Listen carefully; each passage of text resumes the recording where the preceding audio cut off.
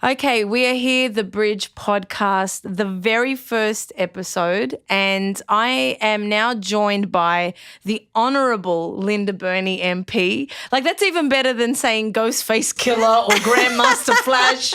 It's the Honourable Linda Burney MP. I got back, as we know, I lived in New York for the past 10 years, and I just came home.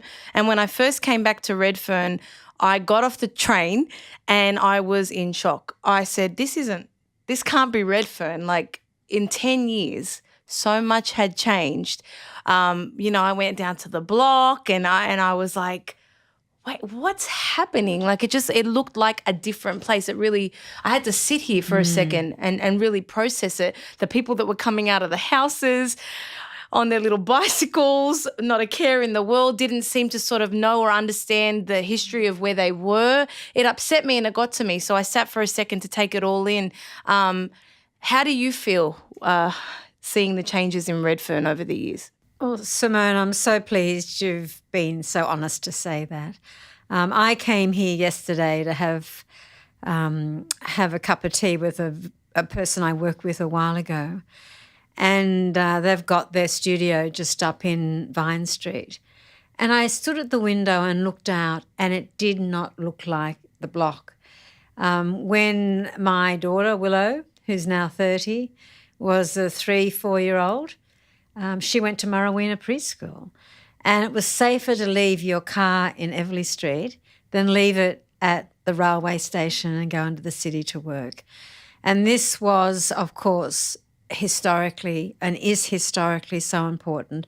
And maybe that's why our heart hurts, because, of course, this was the first freehold land that Gough Whitlam handed over to Aboriginal people. And you look around now and you don't see very many Aboriginal people. The houses are gone, Marawina's gone, and I understand the vibe is gone. The vibe is gone. You could come down here and sit around a campfire and have a yarn with people. And there was a lot of bad stuff that went down over the last few years as well, and I think we've got to acknowledge that. Yeah.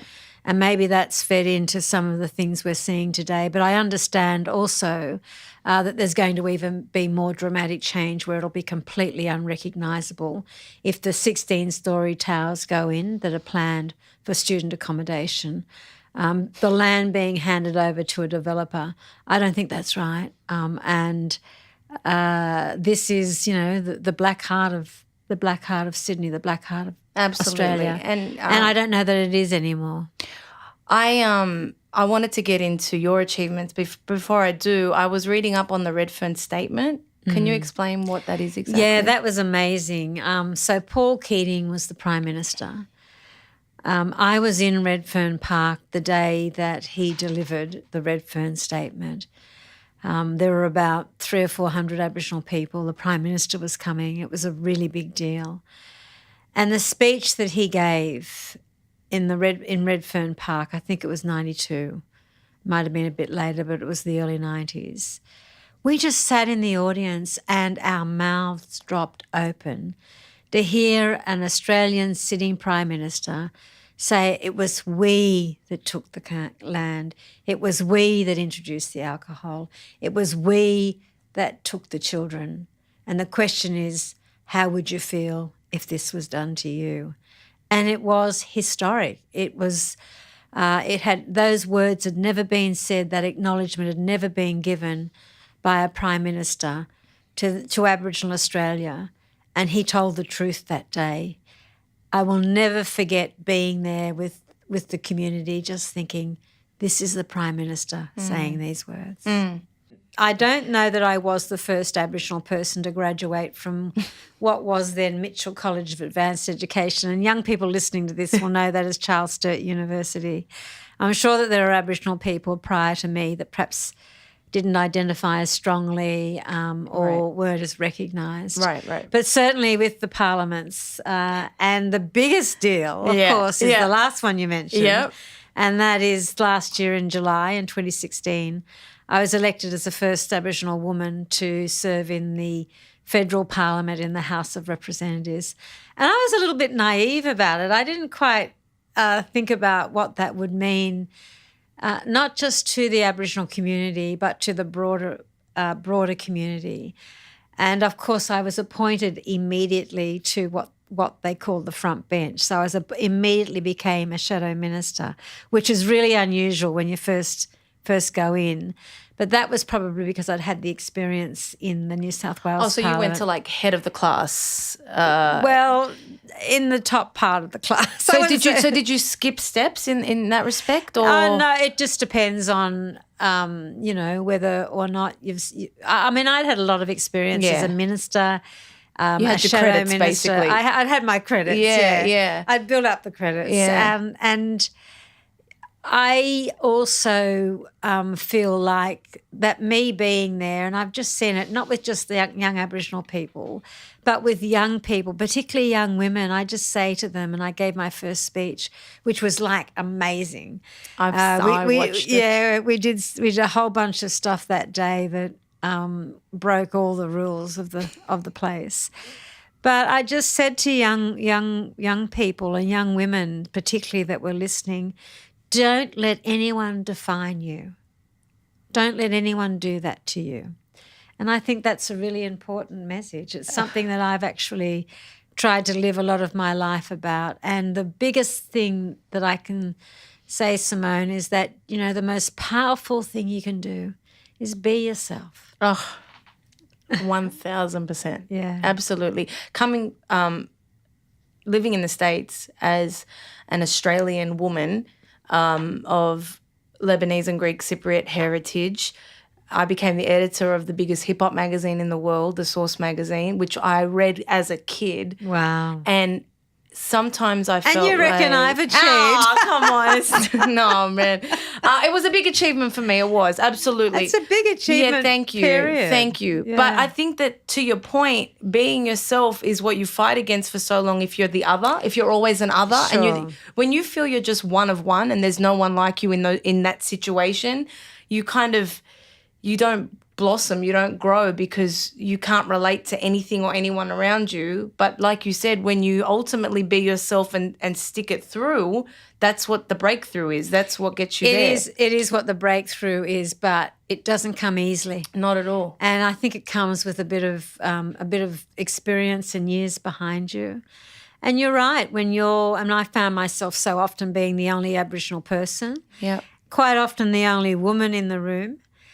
And, you always worked the hardest and you were the most prepared and the most organised. Mm-hmm. But it does come with experience and it comes with self-confidence. But particularly watching women sometimes when I first went into Parliament, trying to be as tough as the blokes or as blokey as the blokes, and it just didn't work for them. Oh, it happens in hip-hop. I'm sure it does. You just be yourself and be true to who you are, and then people will believe in you. They say you shouldn't have to demand respect. It should happen just in people's kind of interaction with you naturally. Well, you have to earn it. Yeah, absolutely. And that takes a bit of time, but you've also got to be compassionate but strong as well. I wanted to ask you, have you ever faced opposition that shocked you, that surprised you? Yes.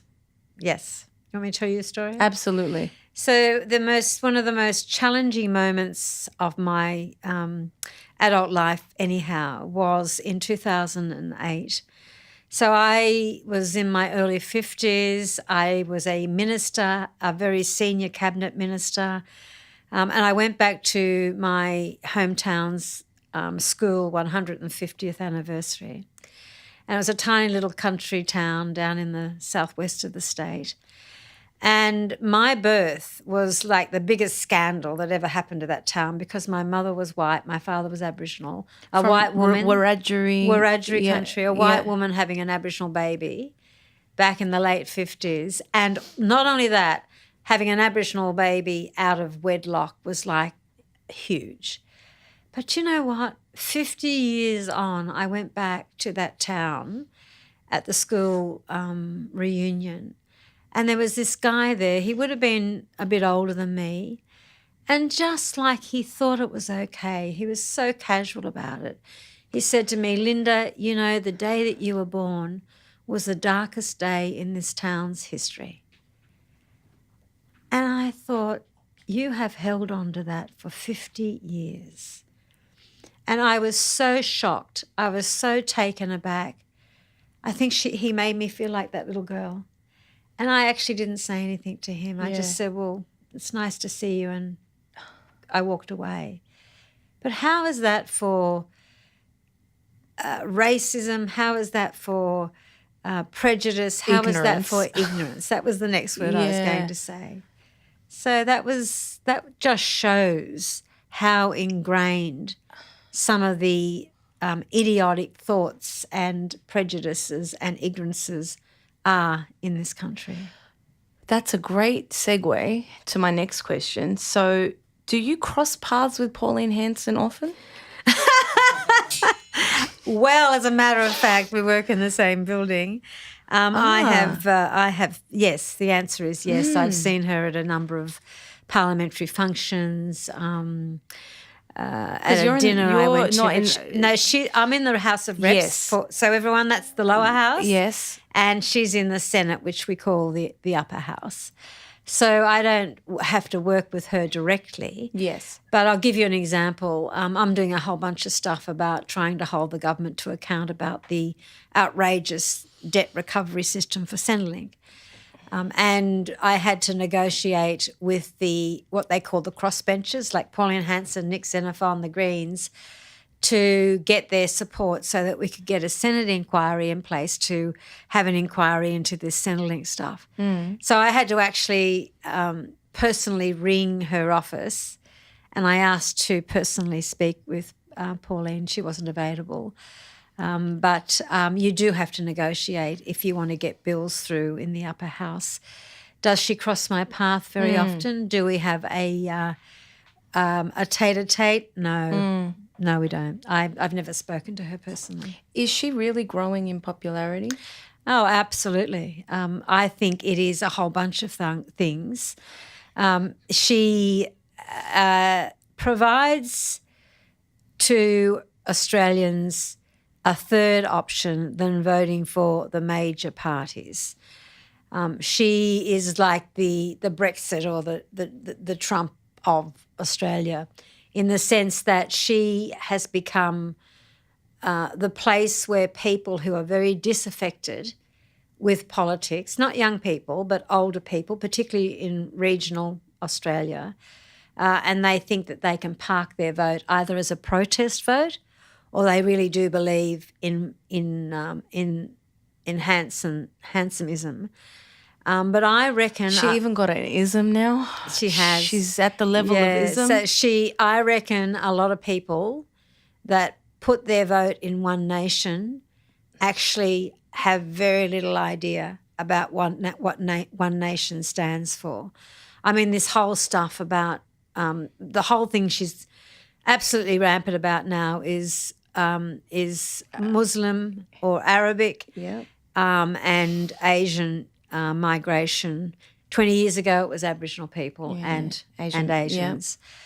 And also her position on, free trade agreements, her position on family vaccinations, her position on family tax benefits. Most people would have no idea what they are, but they want to send a message to the major parties that we're not happy. I know, and I often wonder, like you said, 20 years ago, it was a whole different group that she was targeting, and now, I don't understand how perhaps her supporters or followers may not be able to see the waves that she rides to remain relevant. Yeah. Well, the test, of course, is how her vote will play out in some of the forthcoming state elections. But you have a look at some of the chaos around in her party, and it will be interesting to see over the next few months whether or not that party implodes and what it will mean. Because if you think about when she was so popular 20 years ago, right, that went away because of the dysfunction of the One Nation Party. And you've got to be motivated to be in public life for the right reasons. Absolutely. And I think there's some good questions to be asked about why why certain people are there. What's your advice to young women, especially from an Indigenous background and minority backgrounds, that might, after listening, hopefully want to get into politics? We need more, I'm sure. We do, and it's not an easy profession. It takes a great deal of sacrifice, actually, and the people that sacrifice the most are, if you're a mother or a father, is that you don't get to see your family very much because you're away or you're working. But it is, for me, it's service. It's a public. It's like public service. It's a service to the community. And you hear a lot of politicians say, "Oh, it's a great honour." Well, it is a great honour, and it's serious business because you're dealing with people's lives. You really are. I know, because it is serious business, but a lot of the time as civilians, we watch and everyone's screaming at each other in Parliament. No. It seems like a little bit like it's very dramatic at times. No, that's what you're seeing is... it's like a soap opera. Well, that's called question time. And most of the time Parliament's not like that. And a lot of the time both sides agree with each other, and when you don't, you make sure you fight for what you believe in. And sometimes it does get a bit rowdy, but not all the time. Yeah, I know. I've got a little rowdy side to me. That would be my favourite part for sure. Oh, it's question time, yes. Yeah, I kind of like it too. It must be good. You must feel like you get things off your chest in it, Well, like a therapy session. I haven't been kicked out yet, but I'm sure it's coming. Oh, no, don't worry. We'll be there protesting if that happens. Oh, don't do that. It's all okay. Oh, no, we got your back.